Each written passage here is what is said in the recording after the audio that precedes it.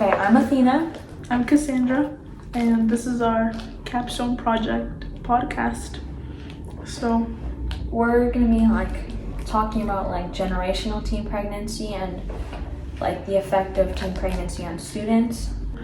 originally, we were trying to get some information from a school called the Agape School, which is a school that's specifically for pregnant teens because they want to, support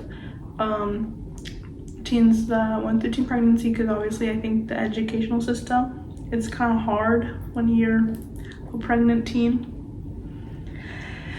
So yeah, I emailed them our outline for our project and the survey we wanted to send out, and it just didn't end up working because of privacy reasons. But yeah, that was our initial idea. Yeah, that was shout out Mr. Barrett. That was his idea. He really wanted us to do it. It didn't work out though, and that's really unfortunate because I feel like I don't really know that many people that went through teen pregnancy, me personally. It's kind of hard to find one place where you can find a lot of pregnant teens other than schools like that. Right. It's a school made specifically for them, which I think that's actually a really good idea, because definitely it's hard to, I feel like it's hard to continue your studies when you get pregnant, and so I think it's really great that they made a school to have more resources and help. Yeah. Okay, some background is we wrote up some stuff, and Cassandra wrote this, so I'm gonna let you. Yeah, I wrote that. So basically back in the 1900s, there was obviously teen pregnancy has always been kind of looked down upon, and it especially was during the 1900s. There's even people getting illegal abortions because that's how badly people didn't, or it's not that they were getting them, it's because people were making them get them. I read something about the schools, they would either kick you out if you got pregnant, or they would make you get an abortion. That's how negative it was. And if girls were there's a lot of girls marrying off young, and that was mainly because of teen pregnancy, and it's definitely declined the rate of teen pregnancy since then, because there's way more resources and stuff like classes, contraceptives, and all that stuff. But before, it was really looked down upon, and there wasn't many resources at all, so it was a way higher rate than it is now. It's kind of an interesting double standard. People don't want pregnant teens, but they don't want people to have abortions either. Both of those things are bad, or viewed as bad. Yeah, I think that's totally unfair. If a girl gets pregnant, that's bad, but she also can't get an abortion, but you don't want her to be pregnant, so it's and what's she supposed to do?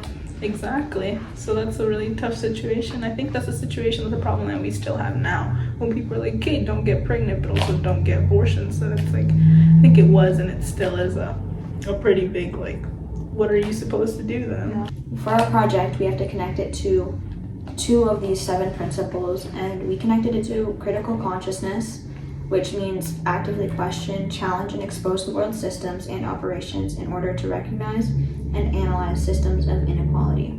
Okay, so I wrote about critical consciousness, and I just think that it really applies to our project, because we are in fact actively questioning why the systems are so against teen pregnancy, because we mentioned before, or maybe we didn't, but it's really hard to stay in school and get a further education when you get pregnant. I know that I wrote some statistics on that on the paper, but it's just commonly a lot after teens get pregnant, they actually really commonly drop out, and there's less than 30% of pregnant teens that end up getting a higher education, a degree in something, because of how hard the education system makes it to pursue higher education when one gets pregnant. So I think that really connects to critical consciousness, because it's like, doesn't that make you think, like,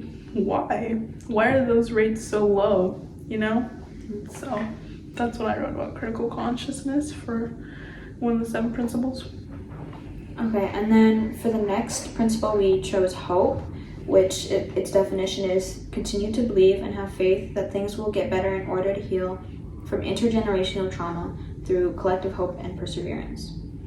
And I think this one like relates a lot, especially like you can tell in the definition. Okay, like in the definition where it says intergenerational trauma, like how it's very common for like women who become pregnant as a teen for their daughters to become pregnant as a teen, and that kind of cycle. So like we want to help heal from that.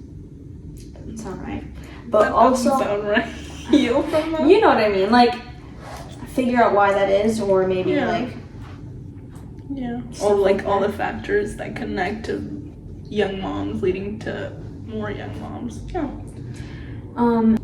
Yeah, so like I have like a statistic up here that only 53% of women who begin childbearing as teenagers graduate from high school. So like the whole principle relates to that, because maybe like we can try to figure out why that is, or try to heal from that type of problem, you know, instead of we're not trying to like, I don't think it's that easy to stop teen pregnancy, but maybe we can stop teen pregnancy dropouts, you know, like figure out what the problem is with that. So we have to pick an eye of oppression. So like, how do I say this? Like, how do I say this? Like, Like a type of oppression. okay, so we pick a type of oppression that relates to our topic, and we picked internalized. So internalized is like when things that society is telling you makes you believe certain things about who you are.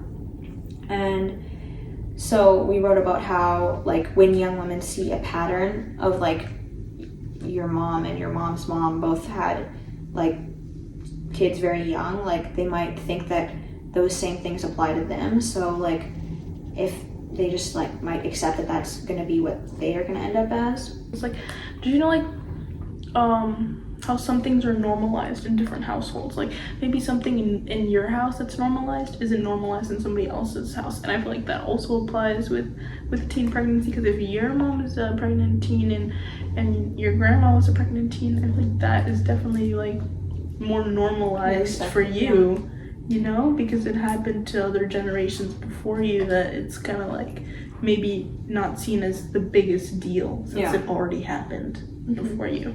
Yeah. So I mean, it kind of like makes me think of the same thing like religion or education. Like if your parents don't get in like an education, maybe you're not expected to, or like if your parents are a certain religion, like you're expected to be that too. Like same type of thing for teen pregnancy. Yeah, I do think that like also generational, that also like changes how people's reactions. Like if your mom was one, then like maybe you'll receive more support because they know how it is. But if your mom like wasn't one, then they'll like see it way more negatively than one would. Or maybe even if your mom was one, then she would be more negative towards it because she knows the effects. Like she's trying to like prevent it. I think there's like just so many different factors that come into like your experience and how you view like teen pregnancy and all that stuff. Yeah. And even for some cultures, like I feel like that's normal to like like that's something that is completely normal to have for sure. Be pregnant young. And like the effect of like internalizing that kind of stuff is like maybe you're not like, you just like accept that you know you're gonna get pregnant young, so you don't see like that kind of future for yourself. Maybe not seeing like, not expecting to go to college, or like how a lot of like how do I explain it? Like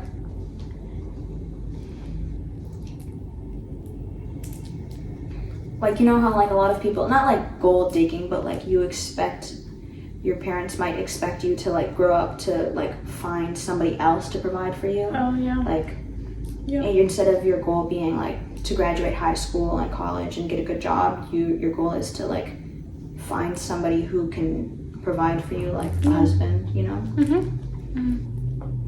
And relevance now, you wrote this. I wrote that, relevance to know. Teen pregnancy is still relevant to now. That's what I wrote.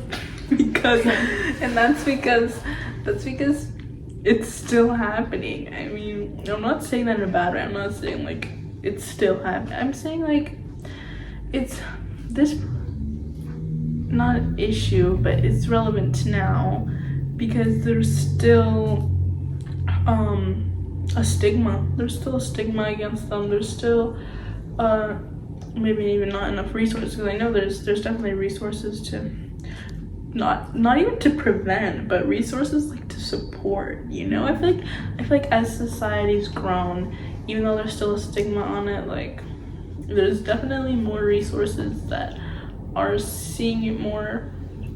Remember what you said to me?